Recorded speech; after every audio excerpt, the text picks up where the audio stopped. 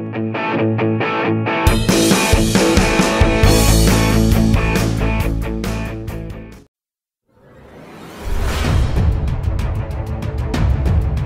nasional Indonesia tengah bersiap menghadapi dua laga terakhir di grup C kualifikasi Piala Dunia 2026 zona Asia. Laga pertama akan digelar pada 5 Juni mendatang melawan Cina di Stadion Utama Gelora Bung Karno, Jakarta. Disusul partai berat kontra Jepang pada 10 Juni. Dua laga ini akan menjadi penentu nasib skuad Garuda, apakah mampu menjaga asa menuju Piala Dunia 2026 atau harus tersingkir lebih awal. Di klasemen sementara, Indonesia berada di peringkat keempat dengan 9 poin. Di atasnya ada Jepang yang sudah memastikan lolos dengan 20 poin, lalu Australia dengan 13 poin, dan Arab Saudi di posisi ketiga dengan 10 poin. Sementara itu, Cina dan Bahrain menguntit di posisi kelima dan keenam dengan masing-masing 6 poin. Sayangnya, Indonesia dipastikan tidak bisa diperkuat oleh 3 pemain penting dalam laga kontra Cina. Kiper Martin Paes dan gelandang Marcelino Ferdinand absen karena akumulasi kartu, sedangkan Ragnar Oratmangoen mengalami cedera. Meski begitu, pelatih Patrick Kluivert tetap diminta menjaga fokus dan memaksimalkan potensi pemain yang ada. Lalu, bagaimana skenario terbaik yang bisa terjadi bagi timnas Indonesia di matchday ke-9 ini? Skenario pertama, Indonesia wajib mengalahkan Cina.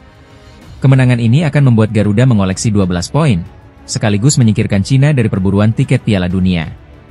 Ini adalah syarat mutlak jika Indonesia ingin tetap bersaing. Skenario kedua, berharap laga antara Arab Saudi dan Bahrain berakhir imbang.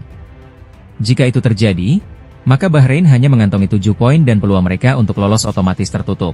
Hasil imbang juga akan membuat Indonesia naik ke peringkat ketiga dengan keunggulan 1 poin atas Arab Saudi, dan secara matematis mengunci 1 tempat di babak keempat. Skenario ketiga, Jepang diharapkan mampu mengalahkan Australia. Jika Australia kalah, mereka tertahan di 13 poin, hanya terpaut 1 angka dari Indonesia. Ini membuka peluang bagi Garuda untuk bersaing memperebutkan 2 posisi teratas di laga terakhir, sekaligus memastikan 1 tiket ke babak keempat. Artinya, jika semua skenario ini terwujud di tanggal 5 Juni, Indonesia menang atas Cina, Arab Saudi imbang dengan Bahrain, dan Jepang menaklukkan Australia, timnas Indonesia bisa bernafas lega. Tiket ke babak keempat sudah aman di tangan, dan peluang lolos langsung ke Piala Dunia pun masih terbuka. Dengan persiapan matang dan semangat juang tinggi, inilah momentum bagi skuad Garuda untuk menorehkan sejarah baru. Semua mata kini tertuju ke Stadion Utama Gelora Bung Karno, tempat di mana harapan 270 juta rakyat Indonesia bertumpu pada langkah kaki para pahlawan lapangan hijau. Timnas Indonesia bersiap menghadapi 2 laga hidup mati dalam lanjutan kualifikasi Piala Dunia 2026 zona Asia. Menghadapi Cina dan Jepang pada awal Juni mendatang, pelatih Patrick Kluivert memutuskan memberi kepercayaan lebih besar kepada para pemain lokal dari Liga 1. Sebanyak 32 pemain masuk dalam daftar skuad sementara timnas Indonesia. Menariknya, 10 diantaranya berasal dari kompetisi domestik. Nama-nama seperti Stefano Lillipali, Beckham Putra, Yakob Sayuri, Yance Sayuri, dan Reza Arya Pratama kembali menghiasi skuad Garuda. Tak ketinggalan, sejumlah pemain langganan timnas seperti Egy Maulana Fikri, Ricky Kambuaya, Hernando Ari, dan Rizky Ridho juga kembali dipanggil memperkuat tim nasional. Patrick Kluivert menjelaskan bahwa pemanggilan pemain lokal ini bukan tanpa alasan. Ia menilai para pemain Liga 1 telah menunjukkan kualitas dan pantas mendapat kesempatan di level internasional. Garuda Caling kali ini saya memilih beberapa pemain lokal. Saya rasa mereka pantas untuk dipanggil. Mereka menunjukkan diri bisa melakukan hal-hal hebat, ujar Kluivert dalam video resmi Timnas Indonesia. Kalau mereka melakukan itu, tentunya mempunyai kemungkinan untuk masuk ke Timnas Indonesia, tambahnya. Langkah Kluivert ini mendapat apresiasi dari berbagai pihak, karena memberi ruang bagi talenta lokal untuk bersaing di level tertinggi. Keputusan ini juga dinilai strategis, mengingat laga melawan Cina dan Jepang akan menjadi penentu nasib Indonesia di grup C. Indonesia akan lebih dulu menjamu Cina pada Kamis, 5 Juni 2025 di Stadion Utama Gelora Bung Karno, Jakarta. 5 hari kemudian, Garuda akan terbang ke Jepang untuk menghadapi laga terakhir grup. Saat ini, Indonesia berada di peringkat ketiga klasemen sementara grup C dengan 9 poin. Sementara Cina berada di dasar klasemen dengan 6 poin. Tambahan 3 hingga 4 poin dari 2 laga terakhir akan sangat menentukan apakah Indonesia bisa melangkah ke babak keempat kualifikasi Piala Dunia 2026. Dukungan publik, strategi Kluivert, dan semangat para pemain lokal kini menjadi modal utama untuk menjaga asa menuju panggung dunia.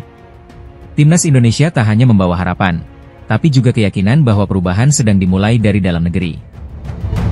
Sebanyak 23 pemain timnas Indonesia telah tiba di Bali untuk mengikuti pemusatan latihan atau training camp jelang dua laga krusial di babak ketiga kualifikasi Piala Dunia 2026 zona Asia.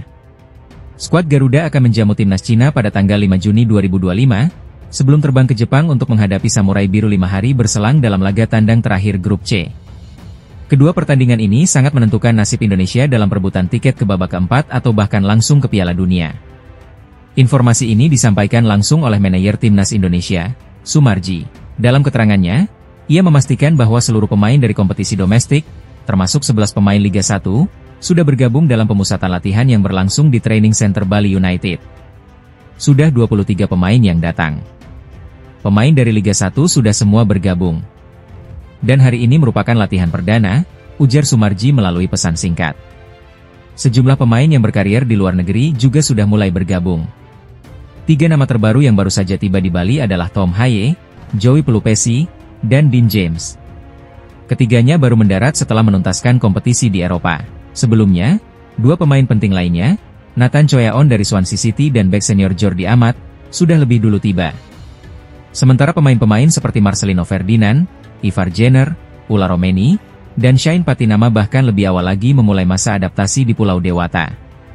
Hingga saat ini, dari total 32 pemain yang dipanggil pelatih Patrick Kluivert, masih ada 9 nama yang belum bergabung.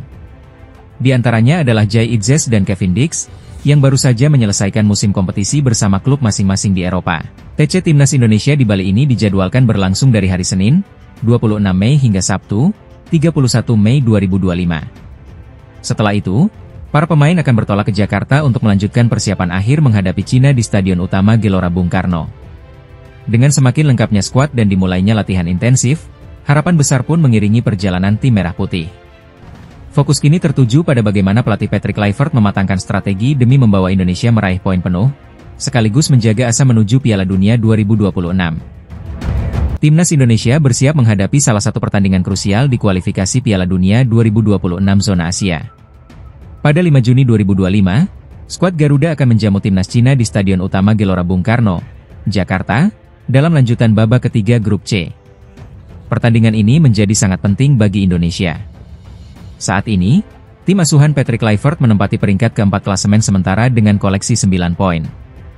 Tambahan 3 angka dari laga melawan Cina akan sangat menentukan, bukan hanya menjaga asa ke babak keempat, tapi juga membuka peluang untuk lolos langsung ke Piala Dunia 2026.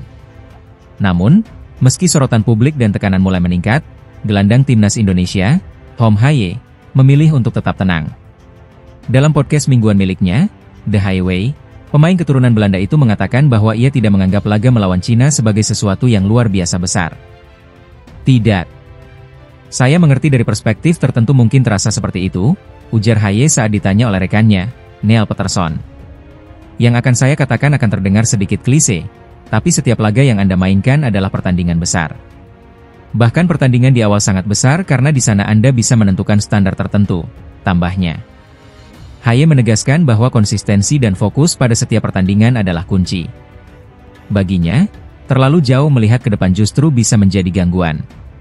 Oleh karena itu, ia menilai laga melawan Cina hanyalah satu dari sekian banyak pertandingan penting yang harus dijalani dengan serius. Pernyataan Haye ini hadir di tengah antusiasme publik yang berharap Indonesia bisa membalas kekalahan menyakitkan dari Cina tahun lalu. Kala itu, skuad Garuda harus mengakui keunggulan Dragon Teams dengan skor tipis 1-2. Kini, bermain di depan puluhan ribu supporter Merah Putih di Jakarta, semangat untuk revans tentu membara. Namun Haye mengingatkan, kunci kemenangan tak hanya soal semangat, tapi juga soal disiplin dan kerja tim.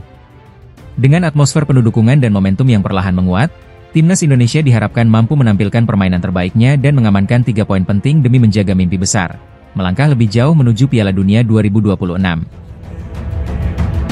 Francesco Bagnaia kembali mengeluhkan performa motornya usai menjalani sesi latihan Grand Prix Inggris 2025.